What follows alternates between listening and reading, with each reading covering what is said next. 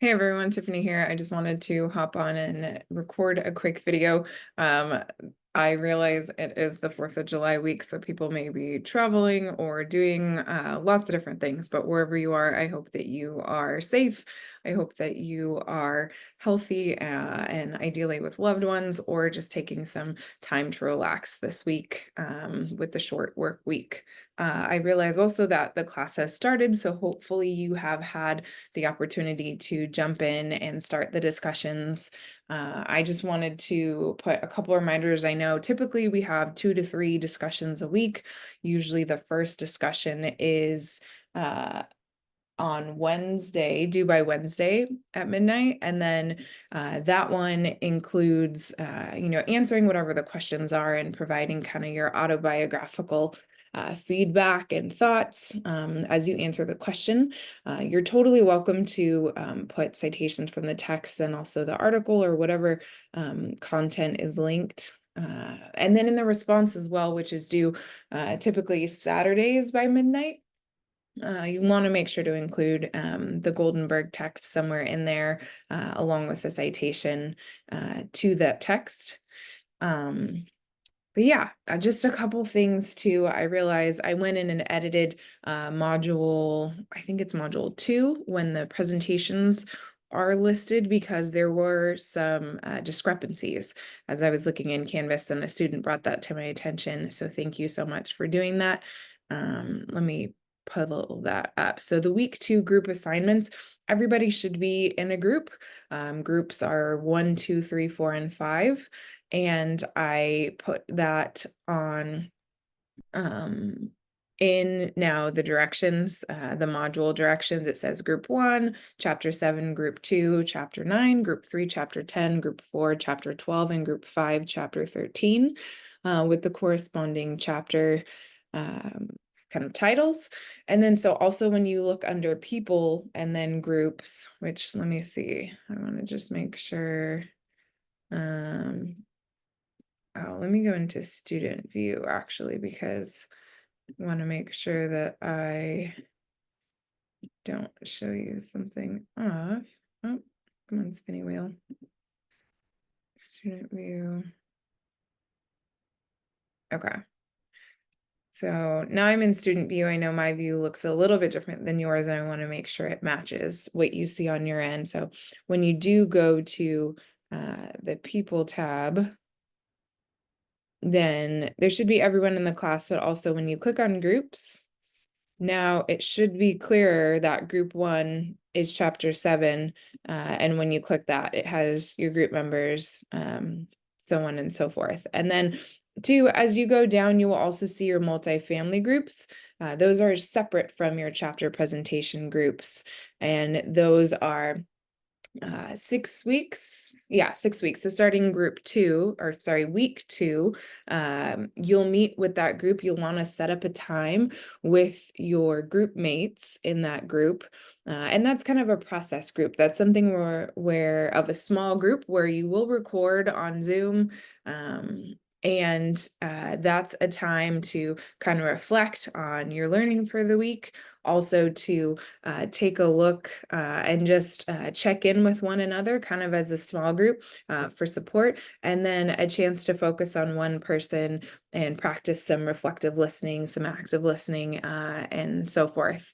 So that is the MFG or multifamily groups that you'll see down here below. And those are a little bit smaller, usually 4 students. I think we had 1 student add this week. So one group, I think group 1 has 5. If another person joins the class, then we may also have, just one moment. So to be continued, the multifamily groups, you're meeting with them once a week. So you'll want to connect with the members of that group and figure out a time that you want to meet once a week. You could do Tuesdays at 6 p.m., Fridays at noon, Saturdays at 7, whatever works for you and for your group. But you will be recording weeks 2, 3, 4, 5, and 6 once a week for about 30 minutes. and that it's not graded super harshly. It's more about participation and having that process and having that support. So just wanted to put that out there. Also, there are some readings, some insights from chapter 1. So hopefully you had a chance to read chapter 1. I just wanted to take a look at that as well. Let me see where I put that. Nope, that is not it. Oh, here we go. On this page, so we're kind of looking at family systems as an overview. This was something that last year when I was on Zoom, we did have a synchronous 2 hours together. And so this was embedded kind of in that 2 hours to provide some lecture content and kind of commentary on the chapter. So just wanted to point out a few things. Definitely not long, but you're welcome to look back at this by any means during your time if you would like to. We talked about family and kind of those structural characteristics. Something to note about family, and I just want to be respectful and also sensitive to the work that you are all doing, that I continue to do as a counselor and as you are future counselors, whether you're working with elementary, middle, high school, or adults of any age. I think going through this course offers some great insight just because it can be sensitive. I realize that and acknowledge that families come from all different walks of life. Some families are close, some families are a little more distant, have varied characteristics, of course, varied personalities, very varied familial structures. And so I want to acknowledge too that as you're looking at this first chapter, as you're doing and mapping out your genogram, that some things may come up for you. You may get triggered.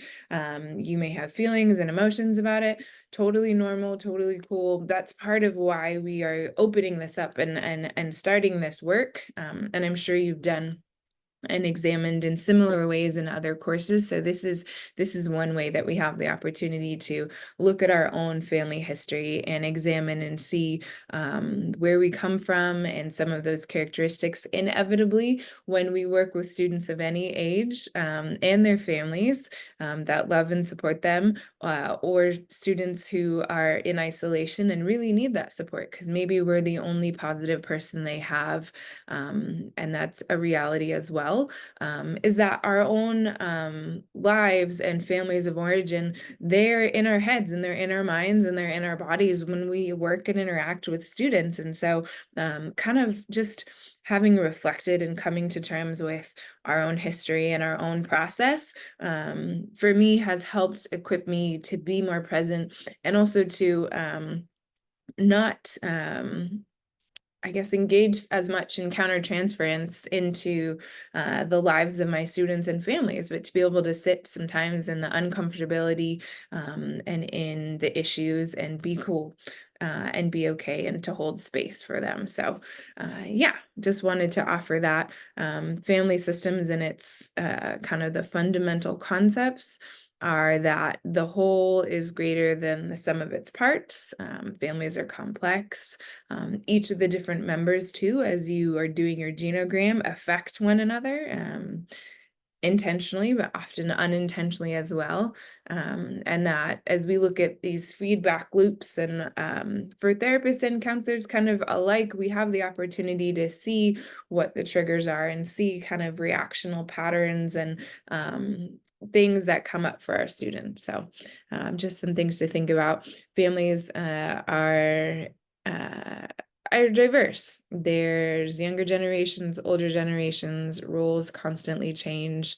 So this is kind of what we talked about a little bit last year, family resiliency, including our own resiliency, that we are always adapting, always changing, overcoming adversity and growing from the challenges that we have. Sometimes, I mean, we can plan, we can prepare as much as we can, but there are always those curveballs that life throws at us. And sometimes it's a lot. It's I can attest and say in my own life, I'm dealing with some heavy stuff. And so if that's you in this moment or in this summer or this year, I hope and send you love and support, and pray that it does